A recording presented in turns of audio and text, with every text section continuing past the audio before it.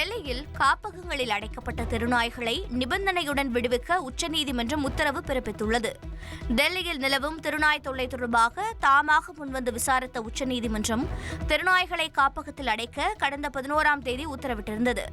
இந்த வழக்கு மீண்டும் விசாரணைக்கு வந்த நிலையில் தெருநாய்களை காப்பகங்களில் அடைக்க பிறப்பித்த உத்தரவில் மாற்றம் செய்து உச்சநீதிமன்றம் உத்தரவிட்டுள்ளது. அந்த வகையில் தெருநாய்களுக்கு தடுப்பூசி, கருத்தடை, குடல் புழு நீக்கம் செய்து மீண்டும் தெருவில் விட நீதிபதிகள் அனுமதித்தனர். அதே சமயம் வெறிநாய் மற்றும் ரேபிஸ் பாதித்த நாய்களை தொடர்ந்து காப்பகங்களில் அடைக்க நீதிபதிகள் அறிவுறுத்தினர். இந்த விவகாரத்தில் இடையீட்டு மனு தாக்கல் செய்யும் ஆர்வலர்கள் 25,000-உம் NGO-க்கள் 2 லட்சம் ரூபாயும் பதிவாளரிடம் செலுத்த வேண்டும் என உத்தரவிட்ட நீதிபதிகள் பொது இடங்களில் தெருநாய்களுக்கு உணவளிக்க கூடாது என்றும் இதற்காக உள்ளாட்சி அமைப்புகள் பிரத்யேக இடங்களை உருவாக்க வேண்டும் என்றும் அறிவுறுத்தினர். மேலும் தெருநாய் விவகாரம் தொடர்பாக அனைத்து உயர்நீதிமன்றங்களிலும் நிலுவையில் உள்ள வழக்குகளை உச்சநீதிமன்றத்திற்கு மாற்றியதுடன் அனைத்து மாநில அரசுகளுக்கும் நோட்டீஸ் அனுப்ப உச்சநீதிமன்றம் உத்தரவிட்டுள்ளது.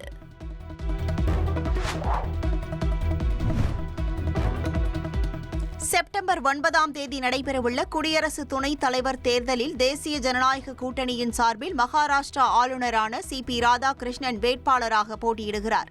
டெல்லியில் உள்ள மத்திய அமைச்சர் பிரல்ஹாத் ஜோஷியின் இல்லத்தில் தேசிய ஜனநாயக கூட்டணி MP-க்களின் ஆலோசனைக் கூட்டம் நடைபெற்றது.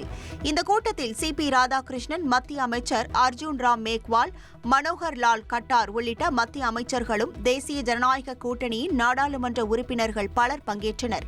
இந்த கூட்டத்தில் குடியரசு துணைத் தலைவர் தேர்தலில் தமக்கு வாக்களிக்குமாறு தேசிய ஜனநாயக கூட்டணி MP-க்களிடம் CP ராதாகிருஷ்ணன் வாக்கு சேகரித்தார்.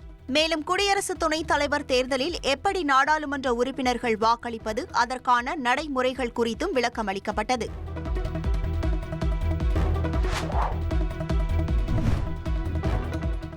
இந்திய துணை ஜனாதிபதி பதவி காலியானதைத் தொடர்ந்து செப்டம்பர் 9ஆம் தேதி தேர்தல் நடக்க உள்ளதாக இந்திய தேர்தல் கமிஷன் அறிவித்தது.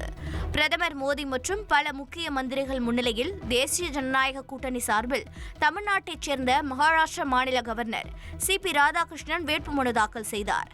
இந்தியா கூட்டணி சார்பில் சுப்ரீம் கோர்ட் முன்னாள் நீதிபதி சுதர்ஷன் ரெட்டி வேட்புமனு தாக்கலின் கடைசி நாளில் வேட்புமனு தாக்கல் செய்தார்.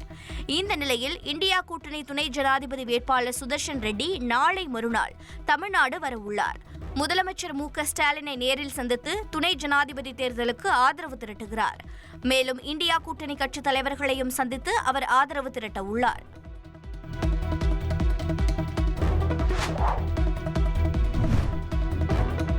பிரதமர் மோடி ஆகஸ்ட் 25 மற்றும் 26 ஆகிய தேதிகளில் குஜராத்திற்கு பயணம் மேற்கொள்ள இருப்பதாக தகவல் வெளியாகியுள்ளது.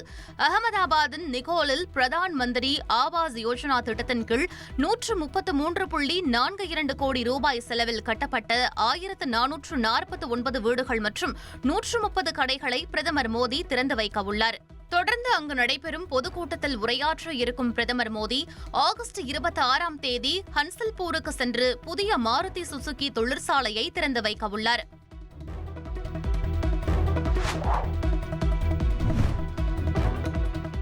டெல்லியில் உள்ள நாடாளுமன்ற வளாகத்தில் மர்ம நபர் சுவர் ஏறி உள்ளே குதித்ததால் பரபரப்பு ஏற்பட்டது.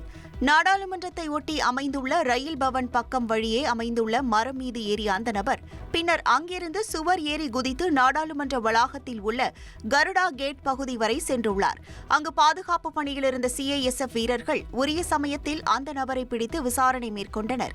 உளவு அல்லது சதி திட்டத்துடன் அந்த நபர் உள்ளே குதித்தாரா என்ற கோணத்தில் காவல்துறையினர் விசாரணை மேற்கொண்டுள்ளனர்.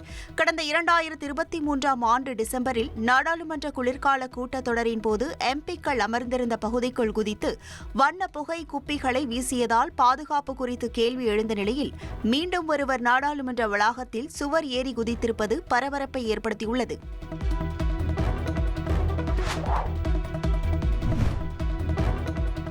இந்தியா மீது அமெரிக்கா விதித்துள்ள 50% வரையிலான வரிகளை சீனா உறுதியாக எதிர்ப்பதாக சீன தூதர் சூ ஃபைஹோங் தெரிவித்துள்ளார்.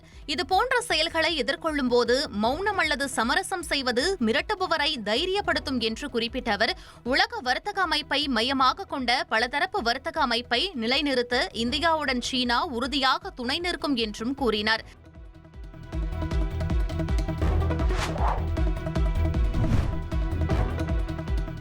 இஸ்ரேல் உடனான போருக்கு பிறகு ஈரான் தனது முதல் தனி ராணுவ பயிற்சியை தொடங்கியுள்ளதாக அந்நாட்டு அரசு ஊடகங்கள் செய்தி வெளியிட்டுள்ளன.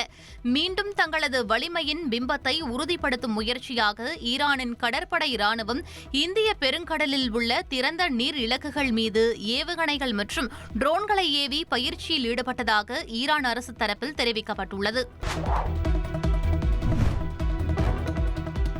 ஜப்பான் கடலில் நடந்த பயிற்சியின் போது ரஷ்ய கடற்படை கப்பல்களிலிருந்து ஏவுகணைகள் ஏவப்பட்ட காட்சிகளை ரஷ்ய ராணுவ அமைச்சகம் வெளியிட்டுள்ளது.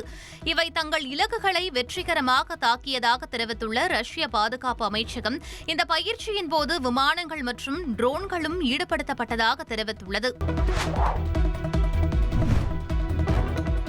அர்ஜென்டினாவில் கால்பந்து ஆட்டத்தின் போது ரசிகர்களிடையே ஏற்பட்ட கலவரத்தில் 100க்கும் மேற்பட்டோர் கைது செய்யப்பட்டனர். அர்ஜென்டினாவில் கோபா சுடா அமெரிக்கானா கிளப் போட்டி நடைபெற்றது. இதில் அர்ஜென்டினா மற்றும் சிலி நாடுகளைச் சேர்ந்த அணிகள் விளையாடிய போது ரசிகர்களிடையே மோதல் ஏற்பட்டது. இதனால் பதற்றம் ஏற்பட்டது. இச்சம்பவத்தில் பலர் காயமடைந்து மருத்துவமனைகளில் அனுமதிக்கப்பட்டுள்ளனர். மோதல் தொடர்பாக 100க்கும் மேற்பட்டோரை போலீசார் கைது செய்தனர். இதனிடையே இந்த வன்முறையை கண்டித்து சிலி கால்பந்து ரசிகர்கள் சாண்டியாகோவில் உள்ள அர்ஜென்டினா தூதரகம் முன்பு போராட்டத்தில் ஈடுபட்டனர்.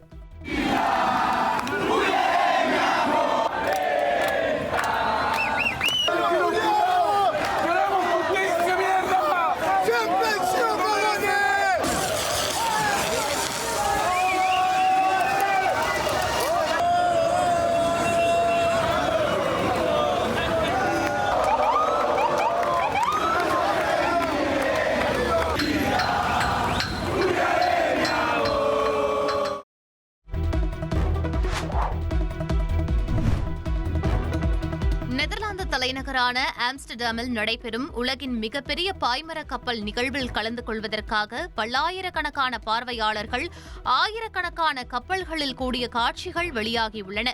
இந்த நிகழ்வின் போது பழைய பாய்மர படகுகளின் அணிவகுப்பு, இலவச கப்பல் சுற்றுலா மற்றும் கடற்கரை நடவடிக்கைகளில் பொதுமக்கள் தங்களை உற்சாகமாக 5 நாட்களுக்கு ஈடுபடுத்திக் கொள்ள உள்ளனர். அதிமுக்கிய விவரங்களை அனைவருக்கும் புரிய வைக்கும் பாட்காஸ்ட். தவிர்க்க முடியாத முதல் மக்கள் வளைகுடா நாடுகள் பிரான்சிஸுக்கு பிரியா சம்பவங்களை தேடி களத்திற்கே உங்களை அழைத்துச் செல்லும் ஸ்பாட்லைட். அங்க இருக்கக்கூடிய கள விவரங்கள் என்ன? அமலாக்கத்துறை கடந்த 5 வருஷமாவே சார் எனக்கு ரொம்ப பிடிக்கும் அவர் வர்றதுக்காக எங்களுடைய நியாயமான கோரிக்கை. Even at the cost of stopping. பார்வையாளர்களையும் செய்திக்குள் பங்கெடுக்கச் செய்யும் மக்கள் குரல். 50 ரூபாய் எங்களுக்கு தண்ணிக்கு ஒரு தீர்வே இல்லங்க 10 வருஷமா. எங்களுக்கு சரியான ஒரு விடிவு கிடைக்கவில்லை. 60,000 ஏக்கருக்கு தான் கேட்கிறோம், பிச்சை கேட்கறாங்க. புத்தம் புதிதாக வித்தியாசமாக ஹெலிகாப்டர்களின் உதவி என்ன படிக்கலான்றதுல பேரண்ட்ஸும் என்கரேஜ் பண்ணணும், ஸ்டூடெண்ட்ஸும் தேர்வு செஞ்சு. எனக்கும் சீமானனுக்கும் பெரிய வித்தியாசம் இல்லைங்க. ஒரு பாயிண்டா சொல்லணும். உங்களுக்கான தலைவர்களை பொழுதுபோக்கு தளத்தில் தேடாதீர்கள், போராட்ட களத்தில் தேடுங்கள். அனைத்தும் உங்களுக்காக. எப்போதும் இணைந்திருங்கள் தந்தி டிவியுடன்.